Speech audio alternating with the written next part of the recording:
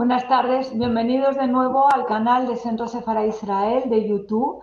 Como saben, una institución del Ministerio de Exteriores, Comunidad de Madrid y el Ayuntamiento.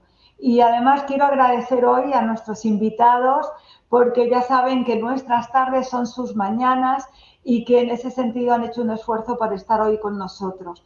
Tenemos en primer lugar a Marcelo Pachman, que va a presentar su libro publicado por Gevisa, donde ha publicado buena parte de su obra también, que es una obra muy interesante, sobre todo por los tiempos que estamos viviendo y que nos puede dar una serie de claves muy importantes para entender nuestro momento. Se la llama Antisemitismo y tiene como subtítulo La evolución del mito sacrificial. De verdad, Marcelo, felicidades por este trabajo, que sobre todo además en el último capítulo también hace una reflexión sobre lo recientemente vivido, el programa del 7 de octubre, así que muchísimas gracias, una reflexión muy interesante. Y para acompañarle tenemos a Rubén Vil, que es doctor en Filosofía y Letras, psicoanalista y uno de los pioneros en cuidados paliativos de niños y adolescentes. Profesor invitado en múltiples países de Europa del Este y del Oeste y la India.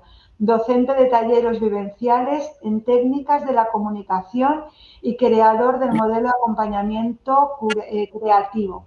Muchísimas gracias, Rubén, por estar aquí y además felicidades por un trabajo tan emocional y imagino que necesario. Y José Nessins es psicólogo clínico y médico especialista en psiquiatría, además de consultor institucional en ámbitos educativos y organizaciones estatales y no gubernamentales, integrante de la Red de Ética y Legitimidad Judicial del Centro de Estudios Constitucionales de la Suprema Corte de Justicia de México. Marcelo, tú también eres médico, estáis especializado en terapias distintas índoles y estamos hablando de un tema que yo creo que necesita además también de este enfoque. Recuerdo un libro de Philip Roth en el que había un grupo de trabajo de gente que se reunía como los fumadores anónimos, como gente que necesitaba trabajar una dependencia o una adicción, y él creaba un grupo de trabajo de antisemitismo anónimos. Yo creo que hoy en día, en esta clave de humor, hoy en día hemos visto que este trabajo que llevamos mucho tiempo intentando hacer, pero parece ser que sigue allí. Y tú lo has descrito muy bien en tu libro, hay un hilo conductor que nos lleva desde el pasado al presente. Así que muchísimas gracias esta tarde por estar aquí y me gustaría que nos presentarais este libro tan necesario y que pueda aclarar tantos temas. Muchas gracias, Esther, y gracias para el Centro Sefarat también, que se ha interesado por esta publicación.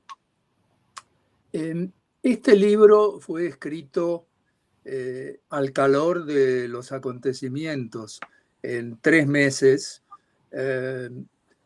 unos meses después de los eventos del 7 de octubre, y no es un libro de historia, yo no soy un historiador, es un libro que intenta pensar realmente la configuración a lo largo del tiempo del fenómeno antisemita y en su enorme variabilidad, pero también prestando atención al hecho de que los temas a lo largo de siglos y siglos tienden a ser repetitivos en el antisemitismo, ¿no?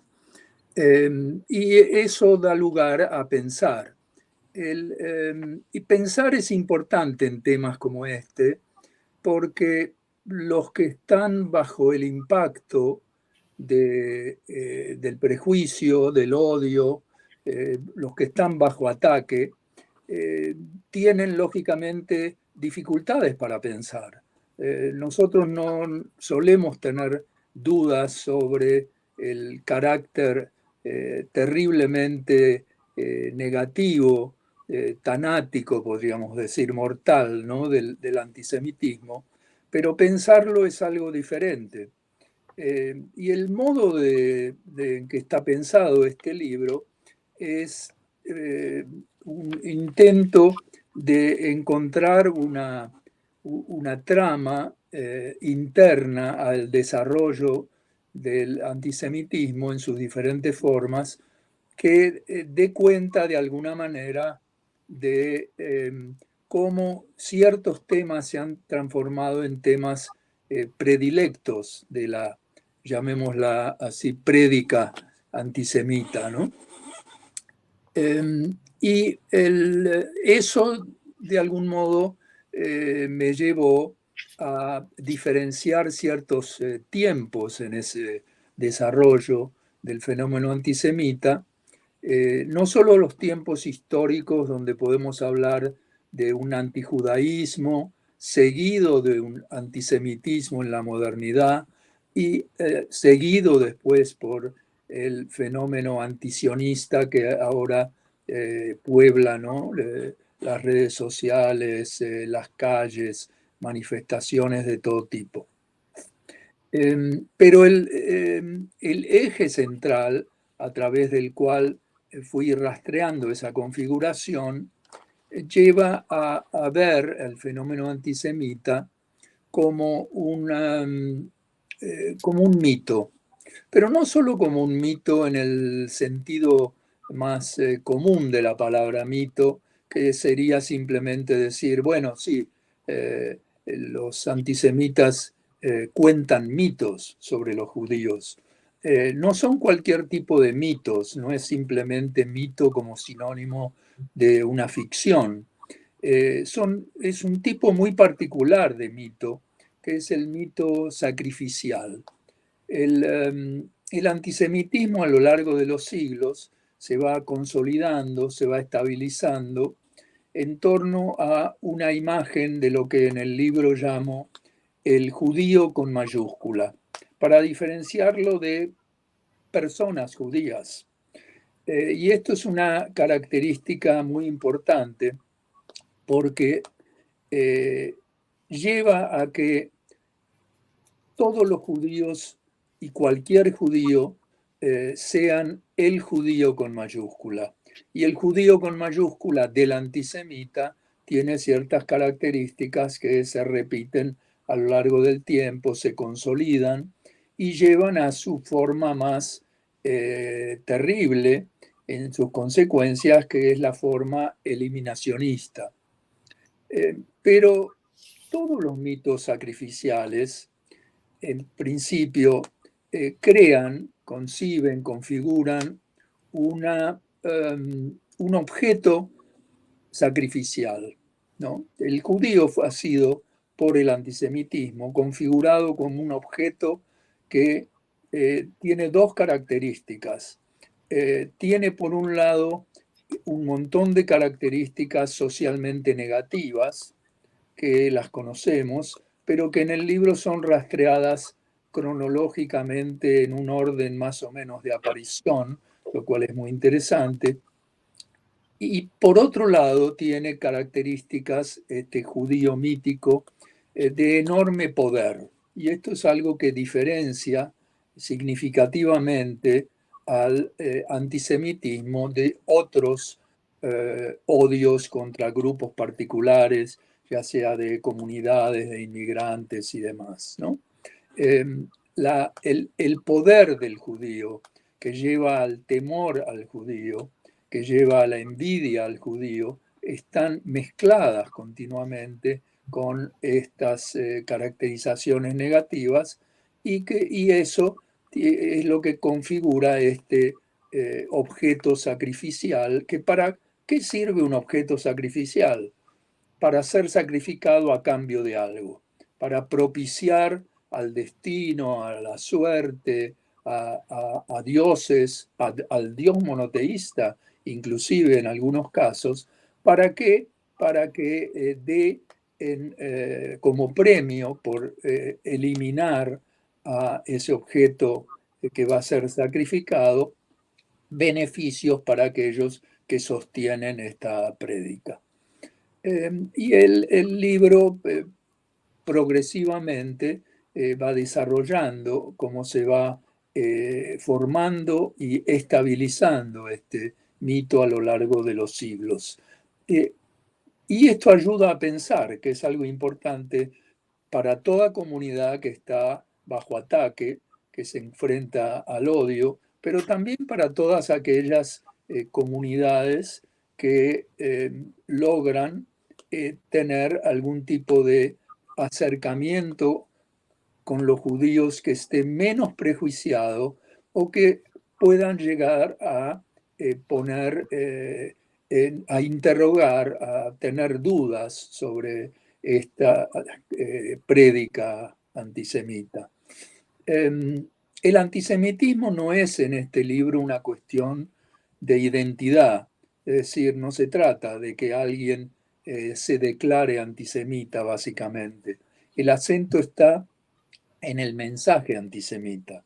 Y el mensaje antisemita puede ser insensiblemente a veces transmitido por muchos que en términos de su identidad no se consideran para nada antisemitas, de manera genuina. Después están los que lo hacen de una manera que no es tan genuina, que simplemente han encontrado otros modos, otros caminos de poner otros nombres a lo que les pasa, negando al mismo tiempo que son antisemitas. Y esto es otro aspecto importante de lo que pasa a lo largo del libro, que es el acento que hay sobre el negacionismo, no solo como la negación de esa expresión última, inmensa,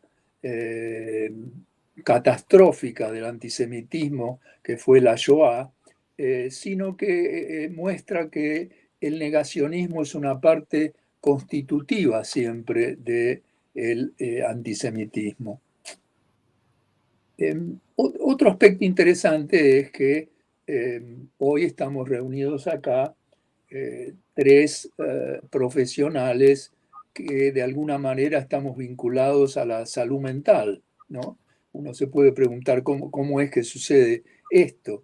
Bueno, sucede porque justamente los que nos dedicamos a cuestiones de salud mental, de enfermedad mental también, estamos siempre interesados en los procesos míticos, en cómo se configuran todos aquellos aspectos de nuestro psiquismo, que ya sea en nuestro psiquismo temprano, en el desarrollo del bebé, del niño, como en el desarrollo filogenético a través de los siglos, somos no solo racionales, sino que tenemos una contracara donde seguimos pensando de una manera mítica y mágica, ¿no? Entonces, aunque parezca que no, es parte de nuestra especialidad ocuparnos de este tipo de cosas.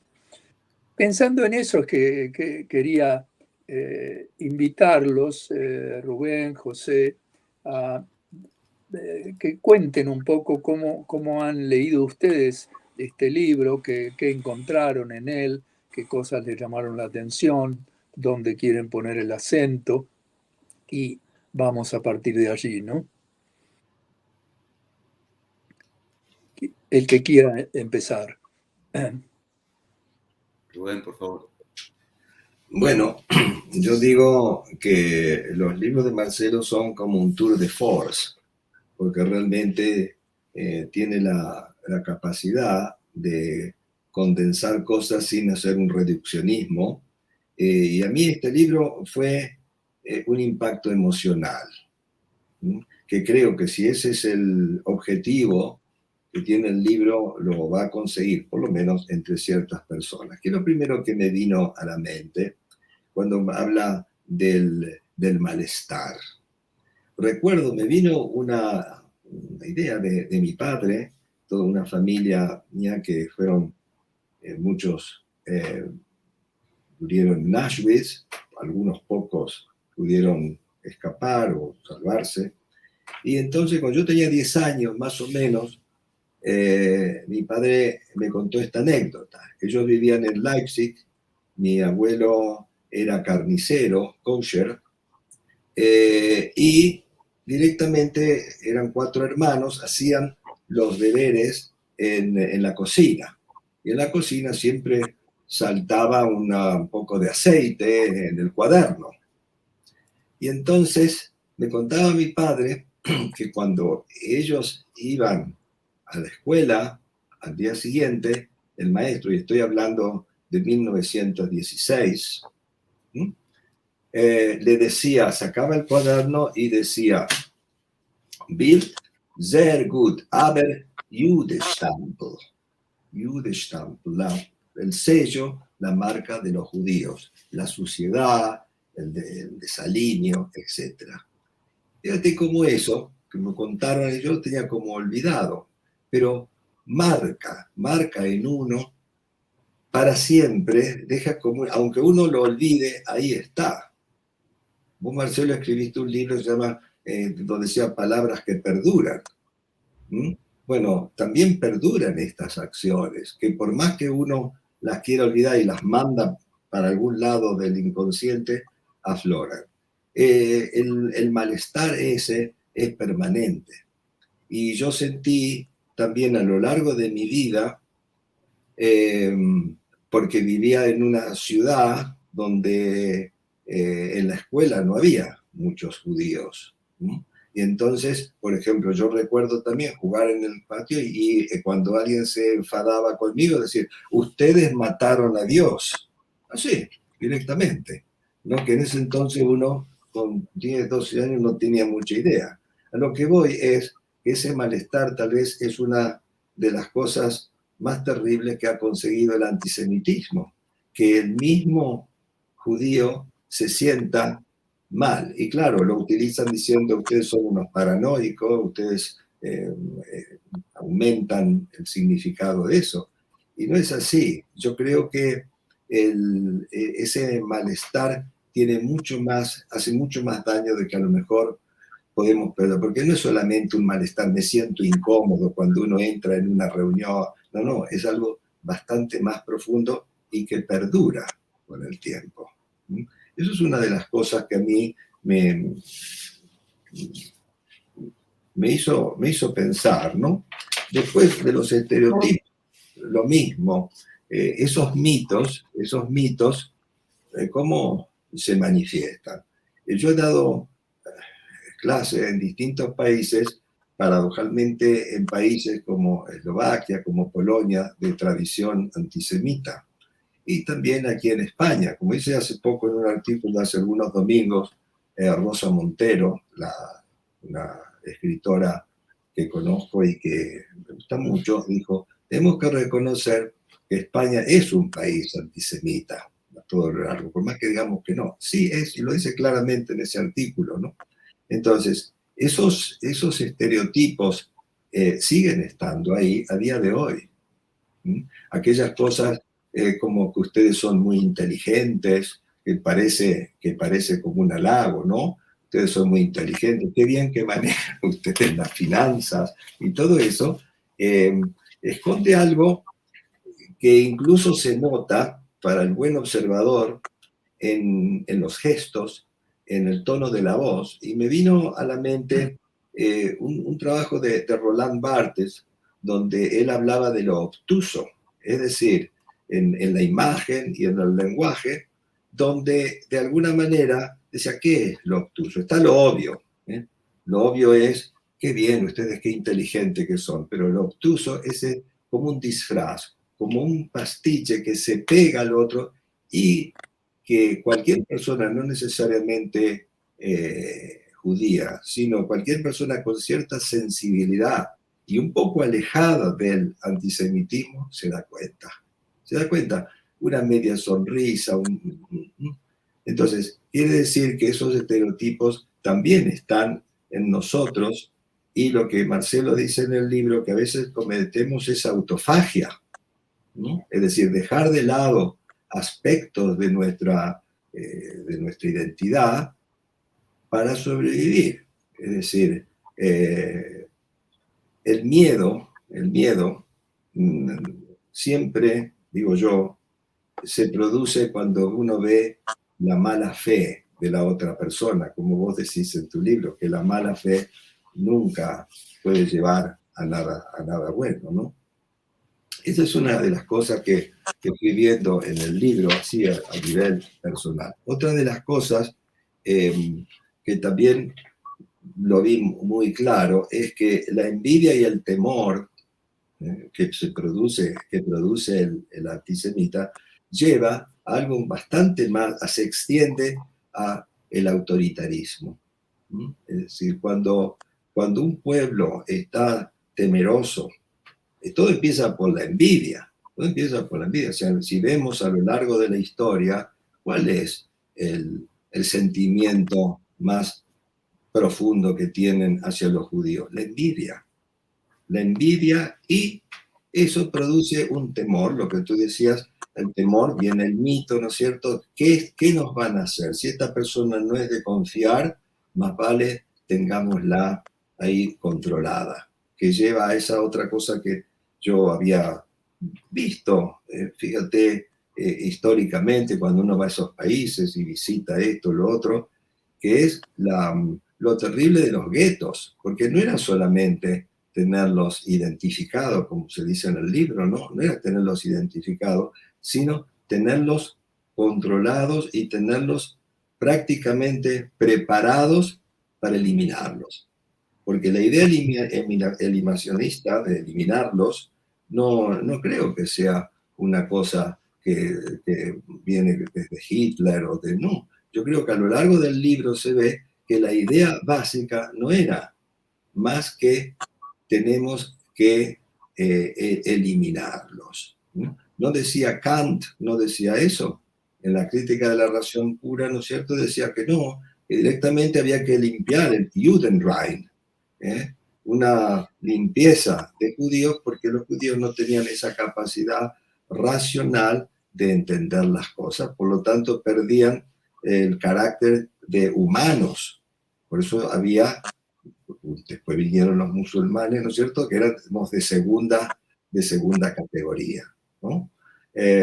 Por eso a veces uno históricamente habla del gueto, pero si pensamos un poco más, es algo terrible que el antisemita quiere eso, quiere controlarnos y al mismo tiempo aplastarnos, ¿no? Es la idea esa que, y castigarnos, por supuesto. Hay una cita de Heine que también está en el libro, que dice, donde han quemado libros, terminarán quemando seres humanos. Dijo Heinrich Heine por el 1800. Y es cierto, porque si vemos históricamente qué es lo que hicieron los nazis, ¿no es cierto? Y anteriormente, quemar la sinagoga y quemar los libros. Por aquello de que también la envidia de que el judío es el pueblo del libro. Entonces había que destruir todo eso, ese concepto, y ponerlo, transferirlo a ese mito sacrificial que nos acompaña y que no va a desaparecer, ¿no? Otra cosa, tomamos muchos apuntes, pero no, aquí nos dan un... Bueno, de eso ya también está en el libro, que retoma la idea de la banalidad del mal. Yo recomiendo a los que van a ver esto, que vean la película La Zona de Interés. No sé si han visto la última película, donde se ve claramente ahí, ¿no?, lo que es la banalidad del mal. Entonces, cómo pueden estar disfrutando de una cosa. ¿No? Nosotros hacemos nuestro trabajo. Si hay que ir a matar a alguien, como lo vio Hannah Arendt en el libro Eichmann en Jerusalén, ¿no? Entonces, yo creo que quería hacer una cosa ya un poco, preguntarle a Marcelo, porque cuando llegamos al tema de la resistencia, yo me pregunto, que si el antisemita muchas veces no tiene conciencia que lo es. Yo no soy antisemita, mi mejor amigo es judío. Si realmente el mito sacrificial va a estar ahí, ¿cómo se articula la resistencia? Vos sugerís algo, lo primero que me tocó un poco así, digo, bueno, tal vez sea una postura un poco romántica y demás, pero después vi que es lo único que nos queda. Es lo único que nos queda hacer lo que en la resistencia está, ¿no es cierto? Formar una comunidad de gente como los justos, ¿no es cierto? Que de alguna manera puedan poner como diques, para ir, aunque sea, vos decís textualmente, aunque sea provisoriamente, Sí. un muro de contención. Y creo que sí, que esa es la resistencia. Pero tal vez yo tenga una visión un poco menos optimista, pero es que lo único, después dije, bueno, pero a ver, pero es que es lo único que nos queda. Si no, Sí. el antisemitismo va a seguir como lo estamos viendo a octubre del año pasado, ¿no es cierto? Eso está ahí porque la idea básica no es como con otros pueblos, vamos a controlarlos o vamos a aliarnos, no, es vamos a eliminarlos. Y creo que eso es bastante, nos puede hacer pensar, ¿no? Sí. ¿Y por qué podemos hacer esa resistencia? ¿Por qué podemos hacer eso desde mí, no? Porque los judíos tenemos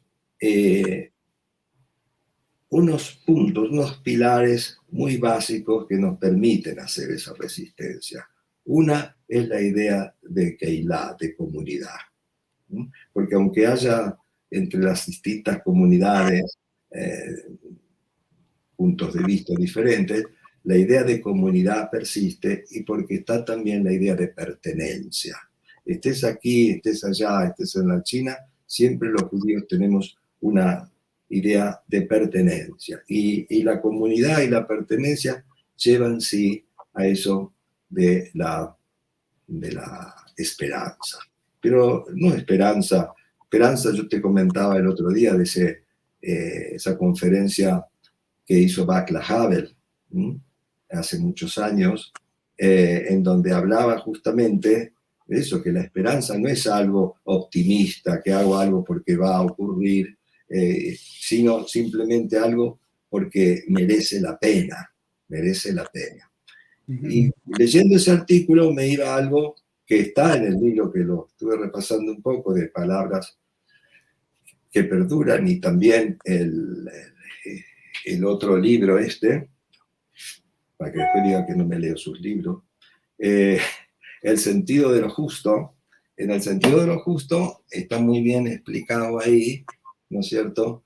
Que cuando se consigue internalizar, ¿por qué es el sentido de lo justo? Porque también es la esperanza de que consiguiendo eso podemos aspirar a una vida mejor, a una vida que merezca la pena ser vivida. Es un poco lo que es esperanzador, ¿no? Eso más o menos, se me está yendo mi tiempo, por eso no quería hacer más, ¿no? Sí, también me quedé pensando en lo que mencionaste sobre la autofagia, el comerse a sí mismo, Sí, ¿no? Al que los judíos son permanentemente invitados por el discurso y por las acciones antisemitas, que el limitarse a sí mismo, el ocultarse, que muchas veces es conveniente, pasar pero desapercibido. pasar desapercibido, pasar pruebas que se nos presentan. Por ejemplo, ahora está de moda tener que pasar la prueba de si uno es sionista o no es sionista, ¿no? Entonces, pasar por el judío bueno que va a ser aceptado, son ya todas formas también de autosacrificio. O sea, hasta otra vez el tema de lo sacrificial, porque aparte del antisemitismo, generar un objeto sacrificial en el judío con mayúscula, con el que nos reemplaza, ¿verdad? Nos reemplaza como personas por esta imagen mítica, está también la invitación permanente a que nosotros mismos nos sacrifiquemos, ¿no? y esto es un aspecto importante. ¿Qué pensás, José, sobre todo este largo tema?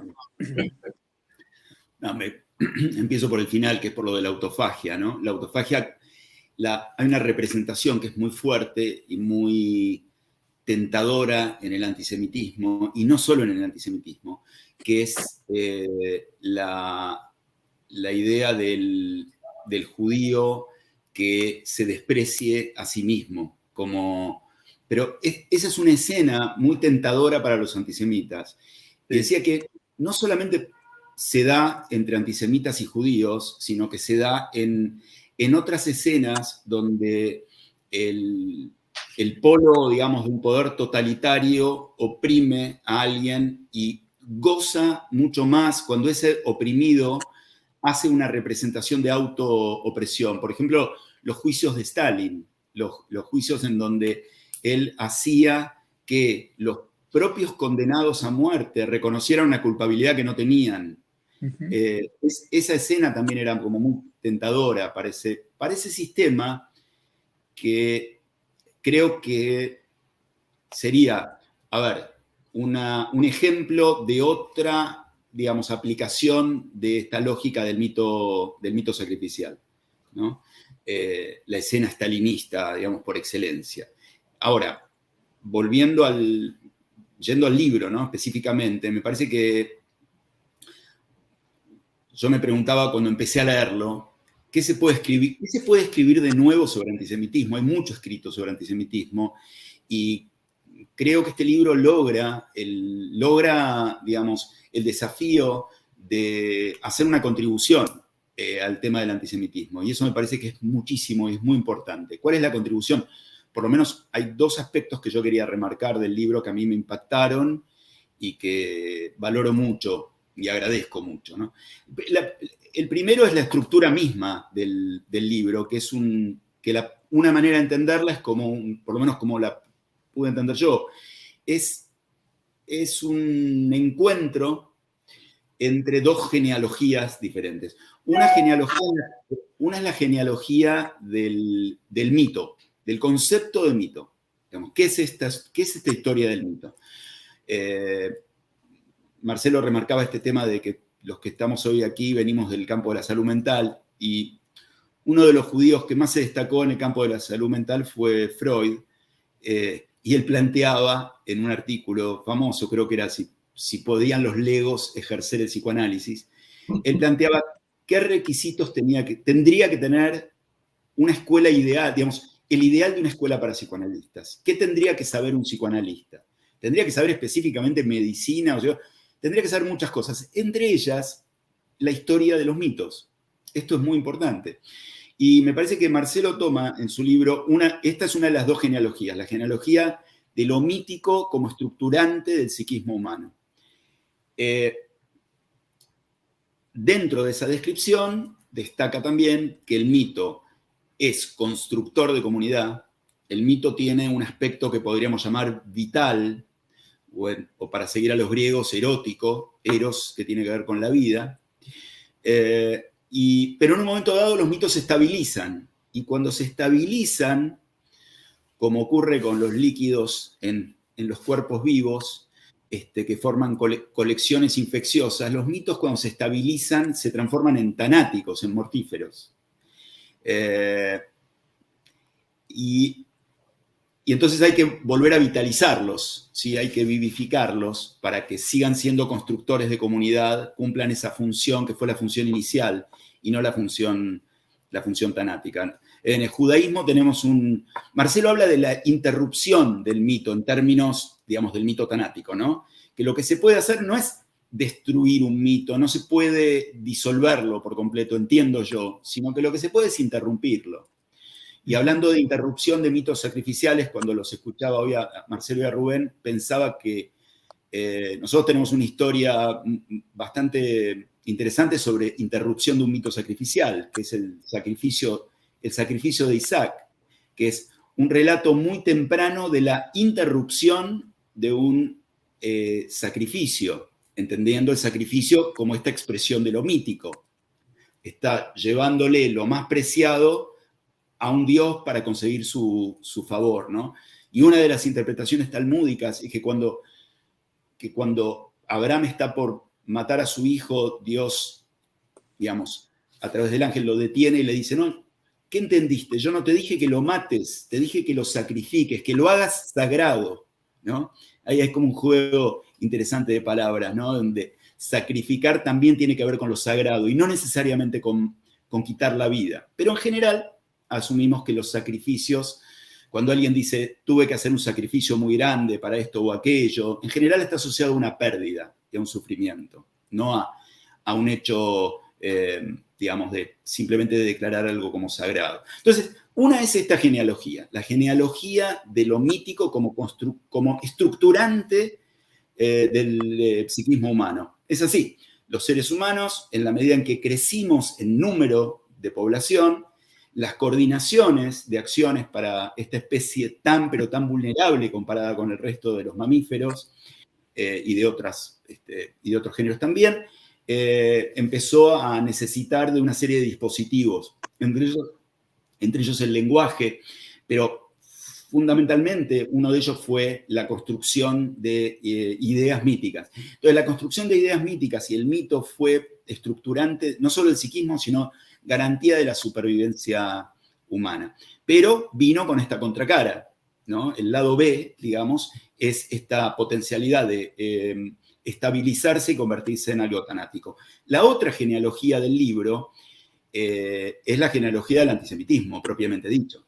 Es una genealogía mucho más breve en términos históricos, porque estamos hablando de 3.000, 3.500 años, ¿sí? Con lo cual, por eso me parece que el libro es un encuentro, es el relato, entre otras cosas, ¿no? Es el relato de un encuentro entre dos genealogías, una muy antigua, tan antigua como la humanidad, y la otra, que es la del antisemitismo. Es un encuentro, bastante desafortunado para los judíos, ¿no? Bastante desafortunado. Pero está explicado profundamente en el libro, y esto es lo que me parece que le da uno de los valores de contribución muy importantes. Luego, hay otro aspecto que me parece interesante, que Marcelo toma sobre el final del libro y que fue en algún punto mencionado en las últimas décadas, que tiene que ver con esta idea de que este encuentro, lo que llamaría encuentro desafortunado entre estas dos genealogías, no es solo desafortunado para los judíos, es desafortunado para la humanidad entera. Y hemos escuchado más de una vez la metáfora del canario, ¿no? El canario en la jaula que llevan los mineros cuando van a explorar una profundidad, y la emisión de gases como monóxido de carbono, etcétera, que matarían a un ser humano, primero matan al canario. Entonces, la muerte del canario nos alerta sobre las muertes que van a venir después. En ese sentido, los judíos somos como un poco el canario del minero, y podríamos ser considerados como el predictor de lo que va a ser una catástrofe muchísimo mayor. Pero esto tiene una lógica que Marcelo explica en su libro, por lo menos yo creo haber entendido, que es que la lógica del mito sacrificial que opera tanáticamente no se satisface solamente con la muerte de los judíos. Pide más y más, porque es estructural. Entonces, una vez que los judíos son eliminados o han sufrido lo suficiente, el sistema pide una mayor alimentación. Entonces, no solamente se perjudican fuertemente las sociedades que alimentan, favorecen, estimulan o tienen cierta anuencia con el antisemitismo, no solo se perjudican, sino que además se benefician las sociedades que luchan contra el antisemitismo. Eso me parece que también es algo interesante que ocurrió. ¿Qué nos pasó a los judíos que estamos vivos y que supimos de la Shoah? Yo creo que debe ser inevitable, esto es simplemente una hipótesis, ¿no? Debe haber sido inevitable el pensamiento también mítico sacrificial que los propios judíos obviamente también tenemos, porque no podemos escapar a eso, que es, bueno, con todo lo que pasó, ya está, ¿no? Ya, suficiente, ¿no? No vamos a tener la desgracia en nuestras vidas de volver a ver una cosa así, porque esto fue muy reciente. Y no, parece que esa fórmula no estaría funcionando, y el libro de Marcelo explica muy bien por qué no estaría funcionando. Sí, de hecho, José, hay una parte del libro donde hablo de el carácter fantasmal que tiene, fantasmático del judío, que cuanto más perseguido es, cuanto más vilipendiado, cuanto más reducido en número, más amenazante se vuelve para el antisemita, que tiene que reforzar aún más. Entonces, hay un círculo vicioso ahí que es terrible e interesante de pensar al mismo tiempo, ¿no? Y que es para tener en cuenta. De ahí que pasa el 7 de octubre, por ejemplo, hay una terrible matanza. No despierta básicamente compasión, consideración, despierta como el comienzo de una fiesta. ¿Eh? En su peor aspecto es el comienzo de una fiesta. ¿Por qué? Porque dice, oh, ahora sí que los judíos van a estar terribles. ¿Eh? Ahora es cuando hay que darles más todavía. ¿Eh? Sí, fíjate. Entonces, eso es muy siniestro de alguna manera y muy interesante, ¿no?, de pensar. Fíjate, yo quería, a propósito de eso, cuando estaba leyendo el libro, lo que acabas de decir, me vino la idea que fue muy bien descrita por un psicoanalista argentino, Jorge García Badaraco, donde él hablaba del objeto enloquecedor. Es decir, lo aplicaba a los esquizofrénicos y a los psicóticos que él trataba. Tenía una habilidad para meterse en los delirios del psicótico, ¿no? Y entonces él decía que una vez que está ese objeto persecutorio que está afuera se internaliza, ese objeto persecutorio empieza a actuar por sí solo. Va creciendo, va modificándose y toma también un efecto grupal. Por eso cuando se habla y se hizo una psicosis grupal, pero es eso. Es decir, lo que hablaba José, esa cosa que de alguna manera está ahí adentro y de pronto va creciendo solo. Por eso lo que vos decías, que aunque desaparecieran todos los judíos, no sería suficiente. No sería suficiente. Perdonar, Marcelo, creo que tu cámara se ha movido. Es un misterio, debe ser algo que dije, que provocó inmediatamente esto. Estábamos hablando de fantasmas y demás. No sé si volver atrás, cómo poder resolverlo, o cómo podemos retomar. No tengo la menor idea porque no sé cómo sucedió. ¿Y puedes mover la cámara? Mover la cámara. Veamos qué pasa. Mientras tanto, estamos acercándonos al tiempo, pero ahí sí, está bien. Ahí prefería tenerte situado en el eje del que estamos hablando. Bueno, pues no quería, he interrumpido porque de todas formas estábamos llegando ya a los momentos finales de estas charlas. Decirte, Marcelo, que me había interesado mucho el libro, sobre todo desde la idea de lo que estamos viviendo en la actualidad.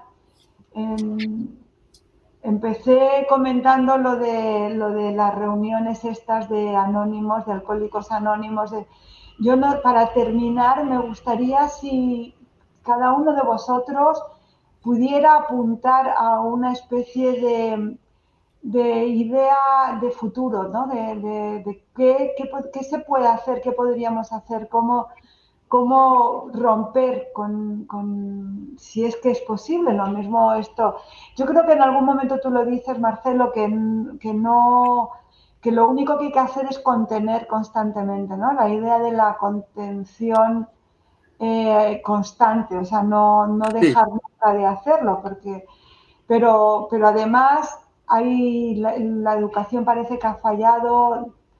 las leyes a veces se tambalean. ¿Qué aconsejáis cada uno de vosotros? Bueno, uno de los efectos del mito es que afecta la racionalidad.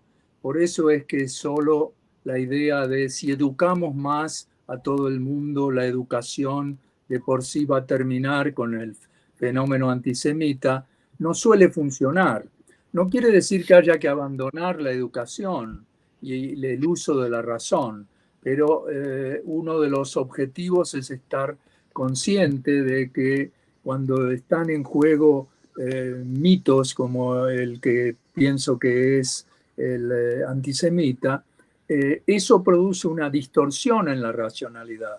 Por eso es que la gente puede escuchar perfectamente motivos y razones, pero el mito lleva a dudar, a negar, a ser negacionista, lleva a todos tipo de fenómenos, y ante eso es bueno no tener la expectativa, por ejemplo, de máxima, de bueno, a ver cuándo se termina con el antisemitismo. Deberíamos contar con que el antisemitismo es parte constitutiva de nuestras sociedades y el asunto es no dejarle el terreno libre, ¿verdad? No dejar que circule libremente, hacer el proceso más difícil, ponerle obstáculos, ¿no? Es como yo digo en un momento, poner un palo en una rueda, ¿no? Que no ruede tan simplemente. Y por otro lado, convocar a otros que no son judíos, porque el antisemitismo no es un problema solo de los judíos. Los judíos somos los que más lo sufrimos, pero no es un problema solo de los judíos. Y al mismo tiempo también es importante trabajar para que haya leyes que a su vez pongan obstáculos en la difusión del antisemitismo, ya que el antisemitismo es difusión, es un mensaje. No depende de quién se define como antisemita. Si defendiera de eso, hay muy pocos que abiertamente hoy en día dicen yo soy antisemita. Entonces, eso es básicamente una de las ideas del libro, que de paso es ¿no?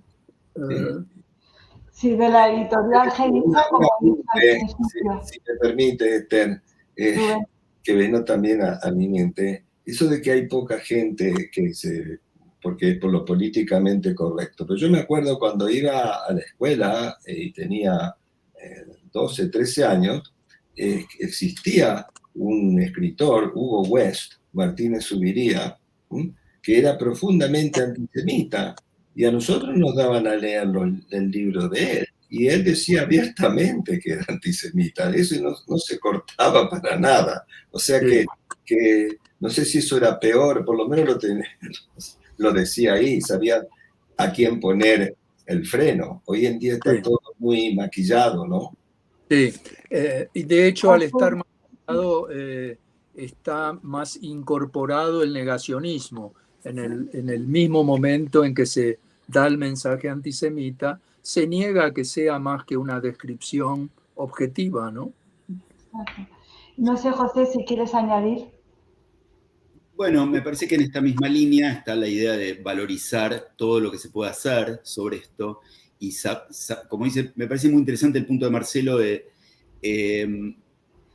no pasivamente aprender a convivir con esto, pero sí entender que esto forma parte estructural de nuestro acontecer, ¿sí? Entonces, por eso celebro particularmente, bueno, el encuentro de hoy, Esther, la publicación del libro, unos días después de que salió a la venta en España, estaba en Málaga, en el local de quizás la librería más importante que hay en España, y pregunté si ya tenían el libro, y me dijeron que estaba en un estantecito al fondo de todo, había que ir y buscar, y había 2 ejemplares. Y en la mesa principal de libros había al menos 2 libros acerca de los últimos episodios, digamos, a partir del 7 de octubre, que daba pánico leerlos, porque eran el despliegue de toda esta idea mítica sacrificial, ¿no? en un idioma relativamente, ¿no? En un idioma consensuado como normal. Entonces me parece que yo celebro que haya un estante al fondo de todo donde haciendo unos metros uno todavía pueda encontrar algo como esto. Es interesante, no sé lo que decís, porque a mí me pasó exactamente lo mismo en una de las buenas librerías de aquí. Primero no lo tenían, lo tuve que pedir, pero después vino unos días después y tenían justamente eso. Dos, pero como en la época de Franco, ¿no es cierto?, donde habían algunos libros prohibidos y que había que ir buscándolos en algún lugar recóndito de la librería. Sí, 2 ejemplares había, sí. Pero Bueno, está. esperemos que lo pidan y que pueda ser encontrado. Yo el otro día también me llevé una sorpresa porque